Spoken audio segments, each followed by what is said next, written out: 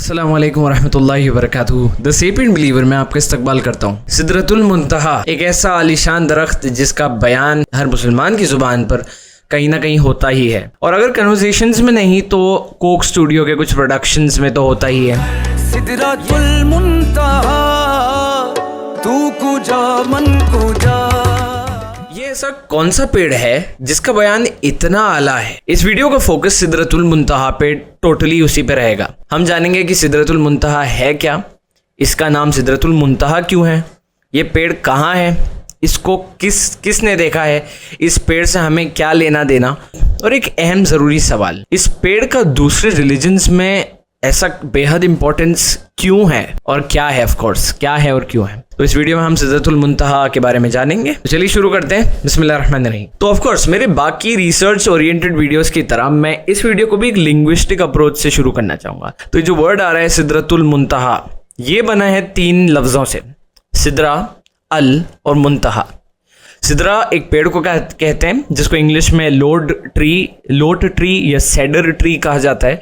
Al Muntaha of course 2 word से बना है, अल मतलब द और मुंतहा मतलब सबसे ऊंची जो हद है, सबसे दूर की जो हद है, द फारदेस्ट बाउंड्री।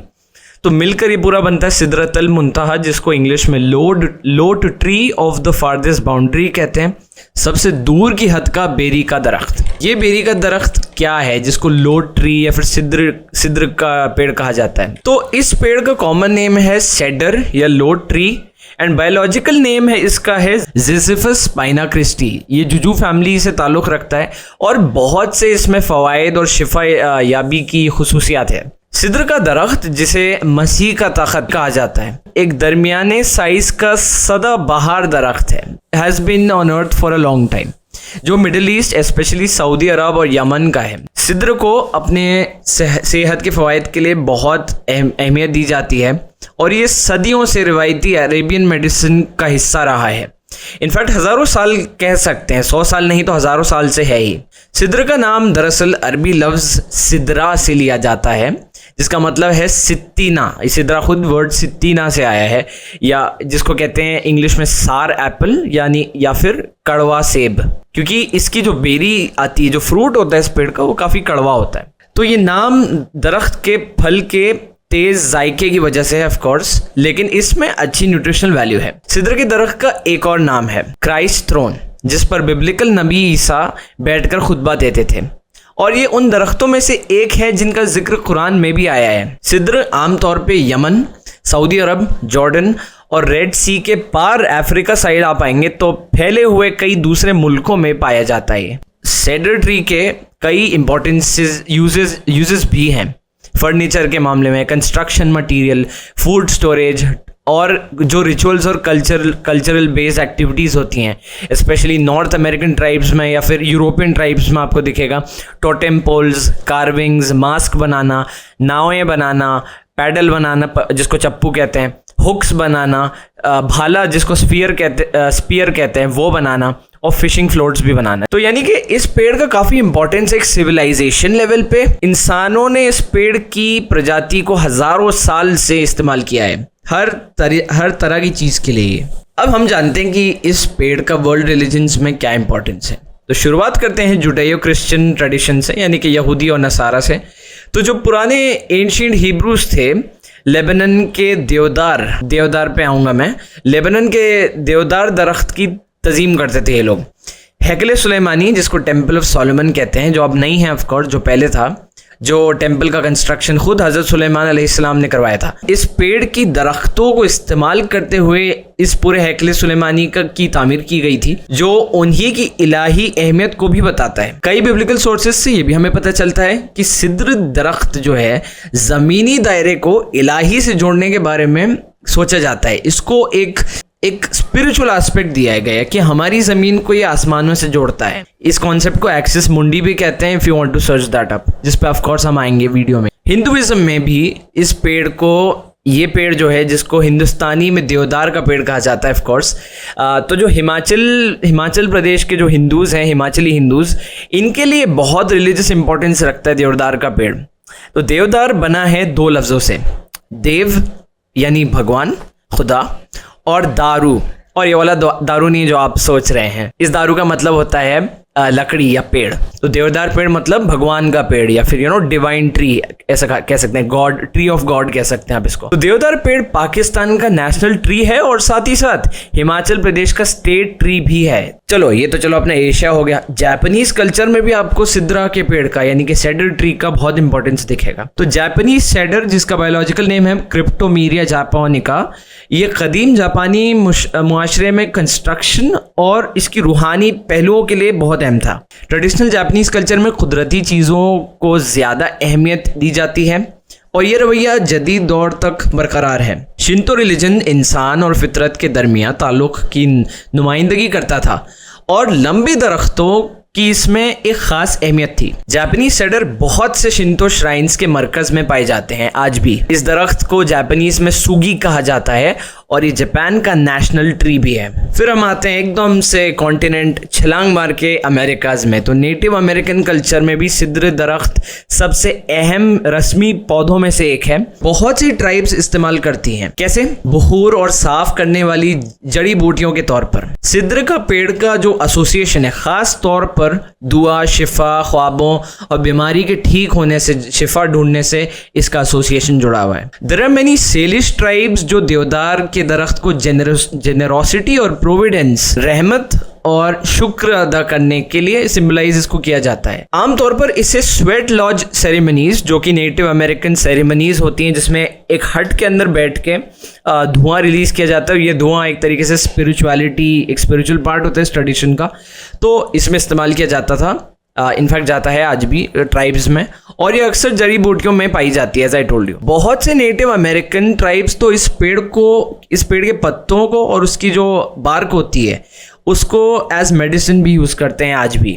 तो आपने जान ही लिया है कि सेडर ट्री यानी सिद्रा का पेड़ की इसकी कितनी ज़्यादा इंपॉर्टेंस है वर्ल्ड रिलीजन्स और कल्चर्स में। मगर अभी भी हम बहुत ही छोटे से गोले की बात कर रहे हैं, एक बहुत छोटे लेवल की बात कर रहे हैं, अर्थ लेवल की बात कर रहे हैं। इस दरख्त का कॉस्मिक लेवल पे क्या इंपॉर्टेंस है?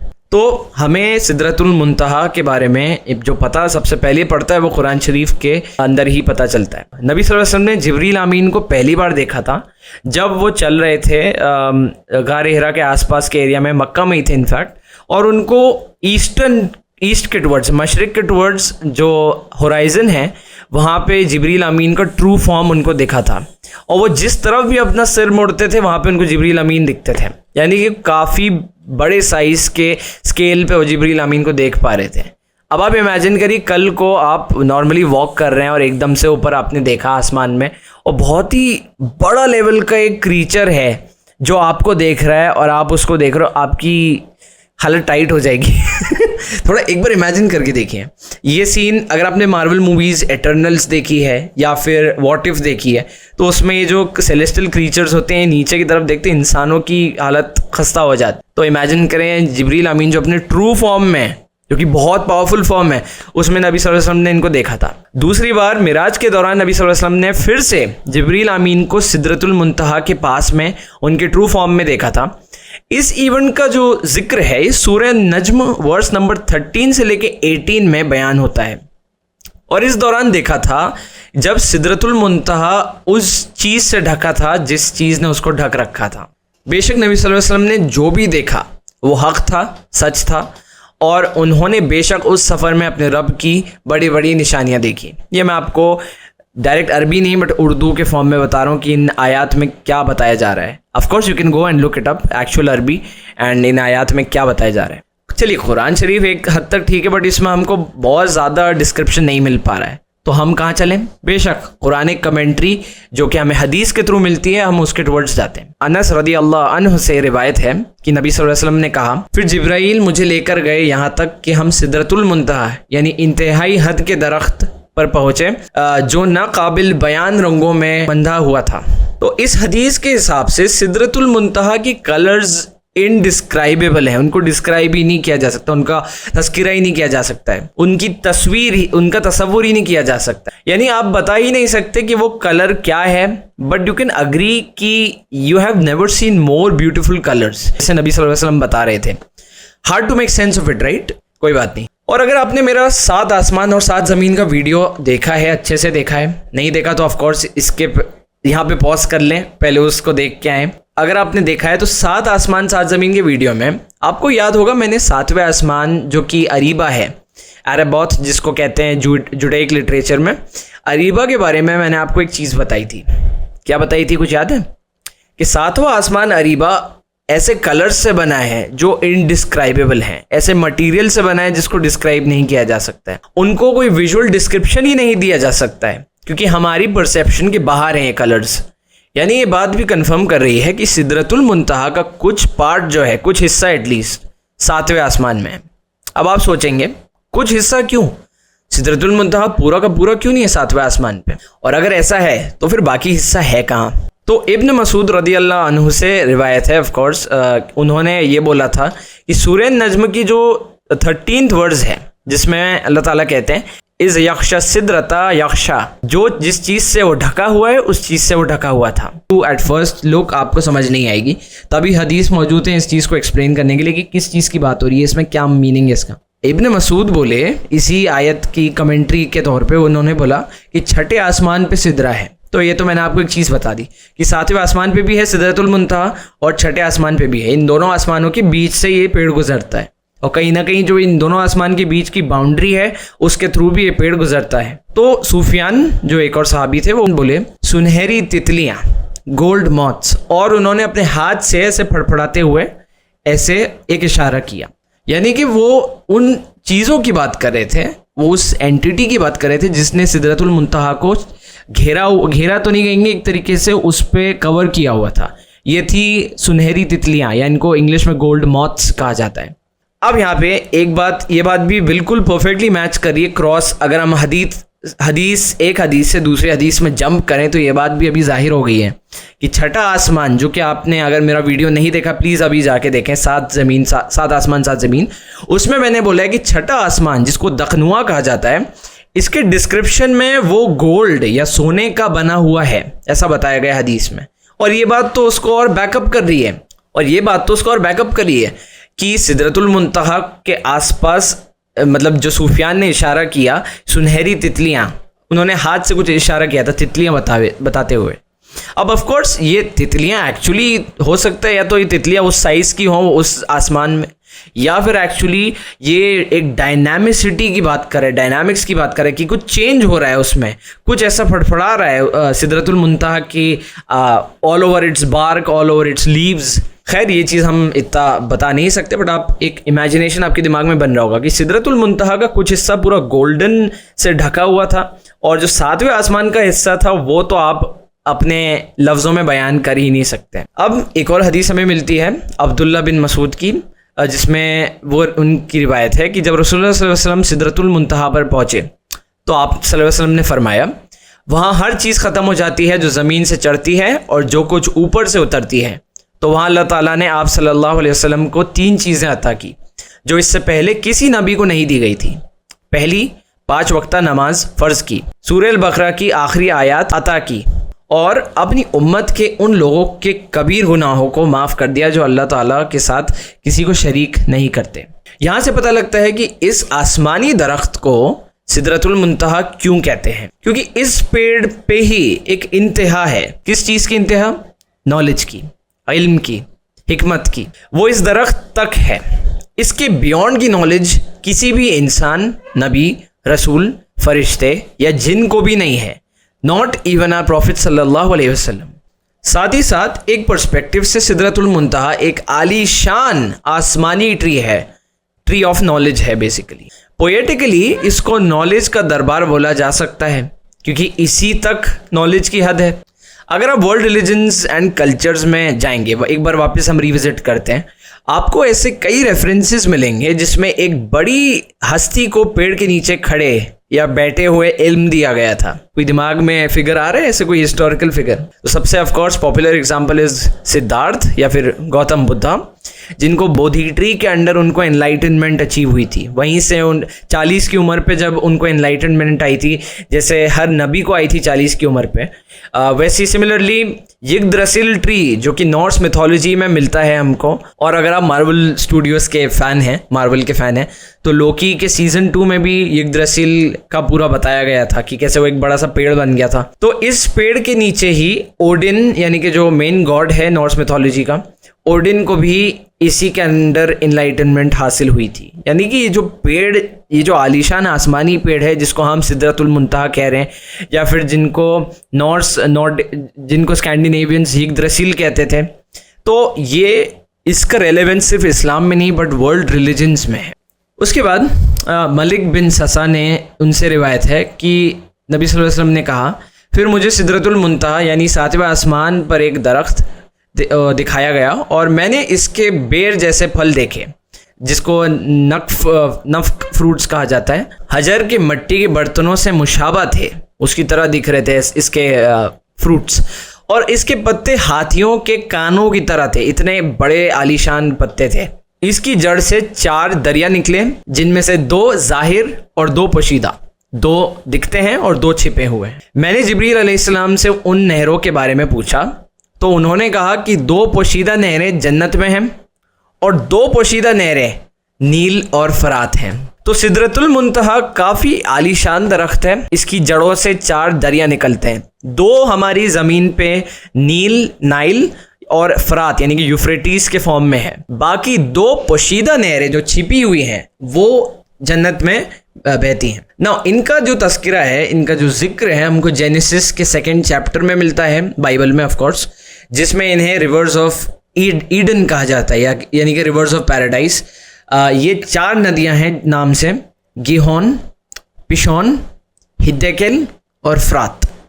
तो गिहोन तो बड़े स्कॉलर्स गिहोन को नाइल से आइडेंटिफाई करते हैं, नील नदी से।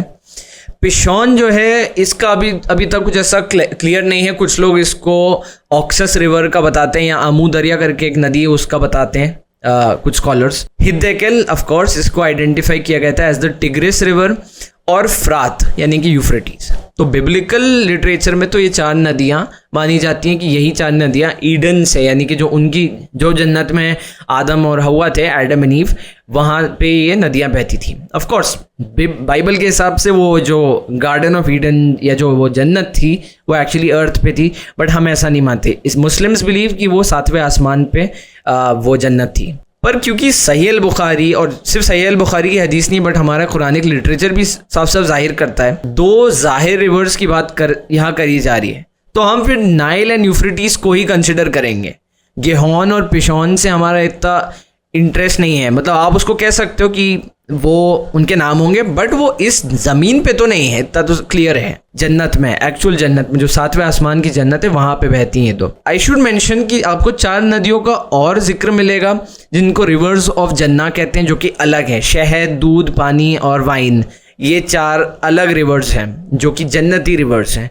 जो रिवर्स मैं आपको बता रहा हूँ ये सिदरतुल मुंतहा से आती हैं, उसकी जड़ से आती हैं 4 नदियाँ। और इसमें भी एक इंटरेस्टिंग है, साहिल अदीम ने भी इस पर काफ़ी वीडियोस बनाए हैं। ये जो सिदरतुल मुंतहा 6ठे आसमान से लेके 7वें आसमान तक जाता है, इस 6ठे आसमान पे इसकी रूट्स हैं, इसकी जड़ें हैं, और उन्हीं रूट से पानी आ रहा है in the form of river Nile and river Euphrates, जो हमारी ज़मीन में है। यानी कि कहीं ना कहीं 6ठे आसमान से लेके हमारे इस यूनिवर्स के, यानी कि जिसको पहला आसमान कहते हैं, उस पे भी अर्थ में जाके ये रिवर्स का कनेक्शन वहाँ 6ठे आसमान से लेके यहाँ तक बिल्ड हो रहा है। और ये कैसे हो सकता है? ऑफ कोर्स पोर्टल्स के थ्रू। और पोर्टल्स आई नो बहुत ही non scientific, science fictional name लग रहा है, तो let's call them wormholes, Einstein Rosen bridges, जो एक पॉइंट ऑफ स्पेस को दूसरे पॉइंट ऑफ स्पेस से कनेक्ट कर पाते हैं, जो कि इनफैक्ट काफ़ी हकीकी हैं। अब तक हमें मिले नहीं है वो अलग बात है, बट जनरल रिलेटिविटी इस चीज़ को प्रिडिक्ट करती है। तो हमने इस वीडियो में जाना कि सिदरतुल मुंतहा क्या है, इसके कैरेक्टरिस्टिक्स के बारे में जाना, इसका क्या कहाँ बयान है, वर्ल्ड रिलीजन्स में इसका क्या इम्पोर्टेंस है, ये नॉलेज के लिए कितना इम्पोर्टेंट है कि यही वो चैनल है जो अल्लाह ताला और अल्लाह ताला की मखलूक़ात के थ्रू जो नॉलेज ट्रांसफ़र हो रहा है वो सिदरतुल मुंतहा ही के मीडियम से कहीं ना कहीं हो रहा है। एटलीस्ट जो फरिश्ते जो पैगाम नीचे तक ला रहे हैं, अल्लाह ताला का फरमान कर रहे हैं पूरा, वो सिदरतुल मुंतहा के इस चैनलाइजिंग वे से ही हो रहा है। तो इस हम वीडियो को यहीं पे कंक्लूड करते हैं। उम्मीद है आप लोगों ने कुछ नया सीखा होगा। अगर आपको कोई वीडियो चाहिए स्पेसिफिक तो प्लीज़ मुझे कमेंट सेक्शन में बताइए, या फिर और बेहतर है मुझे मेल कर दीजिए thesapientbeliever@gmail.com पे। इंशाल्लाह उस पर मैं जल्द से जल्द काम करूँगा। बाय द वे आप लोग की सपोर्ट की ज़रूरत है, सब्सक्रिप्शन कर लीजिए। मैं एक बहुत ही बड़ी मेगा सीरीज़ पे काम कर रहा हूँ, मैं अभी उसको रिवील नहीं करना चाह रहा हूँ, just not now, but please trust me, मेरे चैनल को सपोर्ट करिए, सब्सक्राइब करके वीडियो शेयर करिए, एंड इंशाल्लाह अगली किस्त में मुलाकात होगी। अल्लाह हाफिज़।